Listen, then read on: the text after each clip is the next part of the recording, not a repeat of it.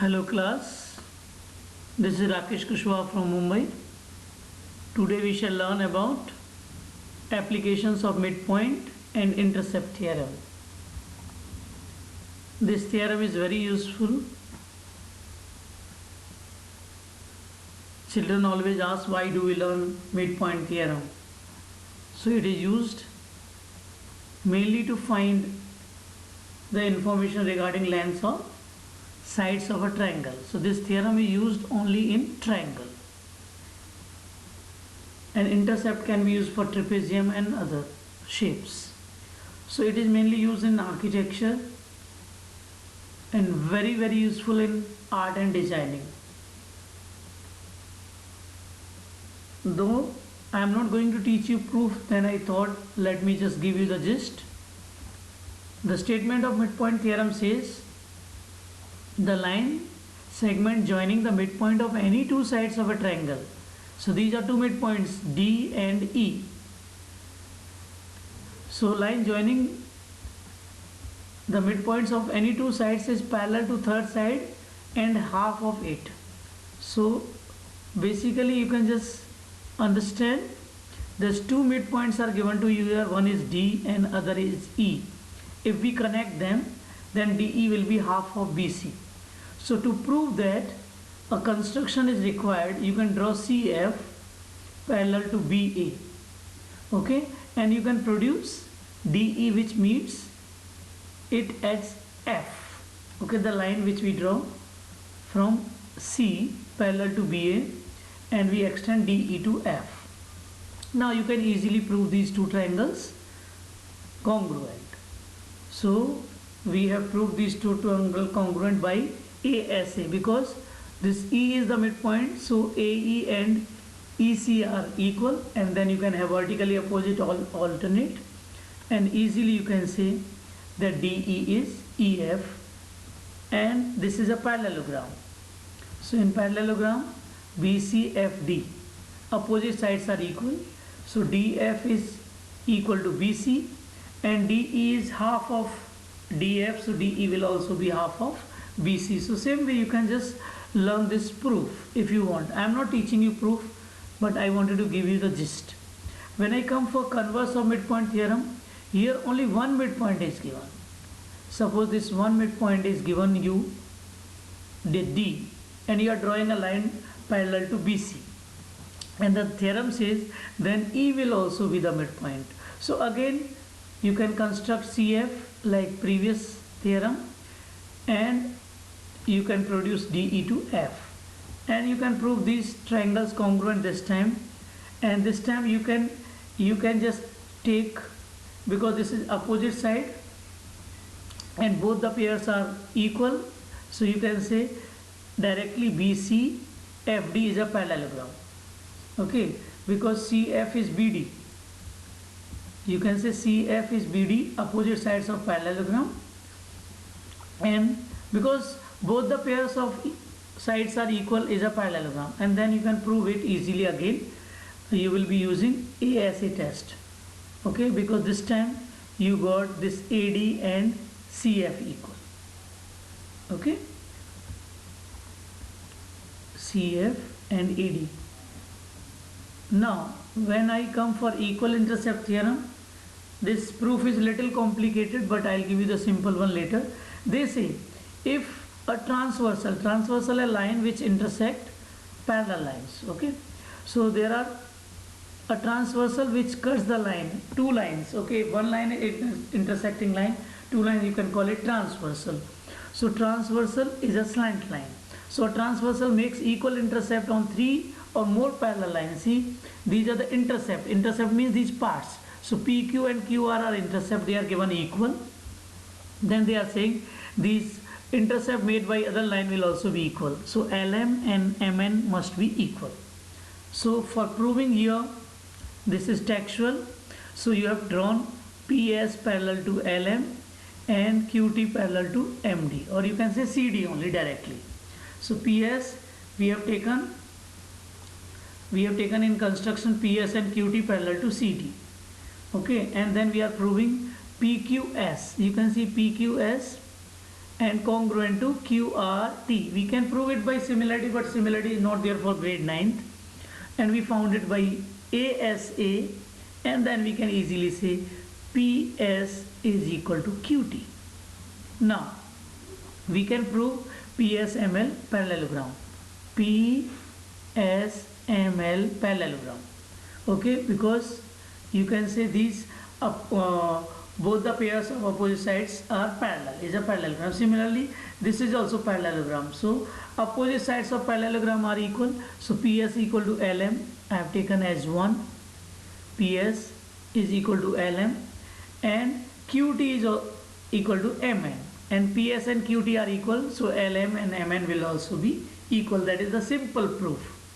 I am again telling you I am not going for proof because I am very keen to teach you applications. So I am proving this theorem in simple way. If I connect PN, suppose PQ and QR are equal intercept, and this CD is another line, so we have to prove KM and MN. As I told you, I'll do in simple way. This is little complicated. So if I join PN, my Q is given midpoint because PQ and QR are equal. And if I join PN, then by converse of midpoint theorem, I can say O will also be the midpoint of PN. This I can say by converse of midpoint theorem. So O is also midpoint. Now I'll take another triangle, PNK. Again I can say O is the midpoint of PN, and OM is parallel to PK. ON is parallel to PK, and then I can say M will also be the midpoint of CD. Okay, so hence I have proved, because they are equal, M is the midpoint, so KM equal to MN. Now I come for the gist of the midpoint theorem. It says in a triangle, if D is the midpoint of AB, E is the midpoint of AC, then you can say DE is parallel to BC and DE is half of BC. And converse of midpoint theorem says that if D is only the given midpoint and DE is given parallel to BC, then E will also be the midpoint. E will also be the midpoint of AC. Let us begin with the sums. Suppose this first question says, I forgot to mention here, they were asking if Km is given 3.2, find Kn. Kmn is given 3.2, so Kn will be double. So Kn is twice M, because I proved M is the midpoint. So Km, Mn are equal, so Kn will be twice Km. So answer will come 6.4. These are called simple applications. So when I come here, they say in a triangle ABC, D, E, F are the midpoints of sides AB, BC and AC respectively. AF is given, BC is given, EF is given. Find the length of DE, DF, BD and AB. So I have applied simple midpoint theorem. You can write what is given. Two midpoints are required to use midpoint theorem. So DE will be half of AC. So I found it. DF will be half of BC, and EF will be half of AB. Since AB we have to find and EF is given, so you can write EF will be twice, EF is half of AB, so AB will be twice EF. So we found 4.6, and BD and AD are equal, so I can write BD will also be half of AB, and I found it 2.3. Simple application. When I come again, a triangle is given again ABC, where PQR are the midpoints, and this time they are asking prove that RBQS is a parallelogram. So one pair is given parallel already, BR and QS, and moreover they are asking prove that PR and RS are also equal. So this is like how we did proof of midpoint theorem. Using MPT I can say directly, using MPT PR is parallel to BC, so PS will also be parallel to BC, and RS will also be parallel to BC, because PRS is a straight line, or they are collinear points. Now since BR is given parallel to QS, okay, and just now I said RS is also parallel to BQ or BC, so when both pairs of opposite sides are parallel, it is a parallelogram. So I proved once one thing. Okay, RBQS is a parallelogram. Now, by midpoint theorem, PR is half of BC. PR is half of BC. When PR is half of BC, okay, so PR will be BQ. PR will be BQ. And BQ is given RS. So PR and RS are equal. Simple. Writing regions is important, or else you be ready to lose your marks. So when I move further, they say in a triangle in PQRS, you can see PQRS is a trapezium. So in trapezium PQRS, okay, they say T and M are midpoints of QR, are midpoints of Q and R, QR and QS. Okay, sorry. So T is the midpoint of QR and M is the midpoint of QS. Prove that U is the midpoint of PS. You have to, so like intercept, how I was doing intercept, similarly you can use easily. So in triangle I am taking first QRS.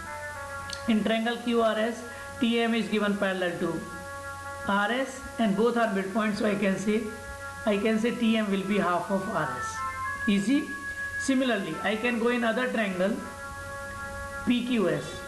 PQS, M is the midpoint and MU is parallel to QP. So I can use converse of midpoint theorem and I can say U will also be the midpoint of PS. So one thing is proved. Now I can add them. My one is saying TM is half of RS and MU is half of PQ. If I add TM and MU, I'll get half RS plus half PQ. I can take half common, so RS plus PQ, which is 2 goes this side, so 2TU or 2UT will be PQ plus RS. Simple. Write regions or else you may lose marks.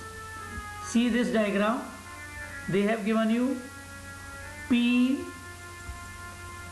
Q, M, N are the midpoints of BC, CD, AD and AB respectively. Prove that quadrilateral PQMN is a parallelogram. PQMN is a parallelogram. Simple midpoint theorem. So here I need construction, so I have joined AC. After joining AC, I can easily prove MN, MQ is half of AC, NP is also half of AC, okay, and PN will be parallel to AC and MQ will also be parallel to AC by midpoint theorem. So one pair of opposite side is equal and parallel is a parallelogram. So easy it was. I am going slowly. First you take triangle ABC. So in triangle ABC you can use midpoint theorem because they both are given midpoint. So your NP will be half of AC and NP will also be parallel to AC. This is my first thing. Similarly, I can go in ADC. M and Q are midpoint, so your QM will be half of AC and QM will also be parallel to AC. Now from 1 and 2, you can simply say MQ is equal to NP and MQ is also parallel to NP. Okay, so one pair of opposite side is equal and parallel is a parallelogram. Hence proved. I move further. See in this diagram, M is given midpoint of AB and MN is parallel to BC. MN is parallel to BC, so you can apply converse of midpoint theorem. So by converse you can say N will also be midpoint. Okay, and this MN is given parallel line. MN is parallel to BC, so this interior opposite angle, this will become trapezium or parallel lines, then interior opposite angles are supplementary. So you can add them. 3x minus 10 plus x plus 18 will be 180 because they are saying find x and y. So these both angles are given in the form of x. So you can find the value of x easily. And then Mn will be half of BC by midpoint theorem. Mn will be half of BC. So simple linear equation. So 2y plus 3 will be half of 3y plus 8. 2 goes this side, cross multiplication, so it becomes 4y and 6, and variables one side and numbers other side, so I got the value of y equal to 2. Simple question, but the diagram irritates you at times, so you have to be well focused. This in geometry, in shapes, you have to be very attentive. If it is bouncing means you are not attentive. Your 100% attendance is necessary, it required, it's important. So in quadrilateral ABCD is given a parallelogram. So parallelogram means opposite sides are equal and parallel. L is given midpoint of AB and M is given midpoint of CD. So simple, and prove that AX, XY and YC are equal. These three parts are equal. So I go with BDLM. I go with BMDL.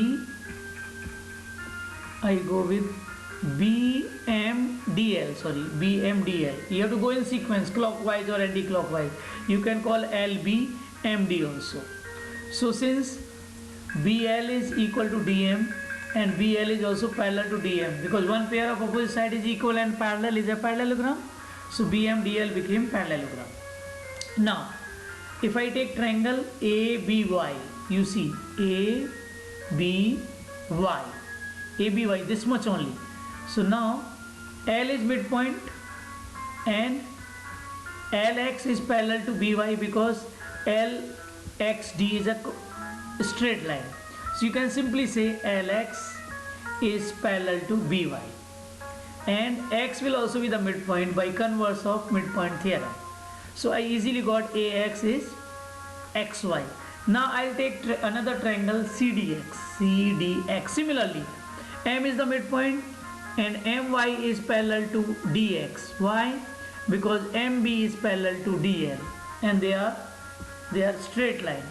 So MY is parallel to DX and Y will also be midpoint by converse of midpoint. So I got XY is YC. And from 1 and 2 they all three became equal parts. See, this topic you may find difficult if you are not attentive. I told you, if you start loving the diagrams, you feel this is your swimming pool or this is your bungalow, this is your home or this is your dream plot or something, and then you will start loving them. So important is how you like the diagrams, because the diagram is the key point here in this geometry or midpoint theorem. Thank you very much. If you like the video, please like and subscribe my channel if you have not subscribed. Share the video with your contacts for a social cause. I am making these videos to help the society. Thank you very much. May God bless you.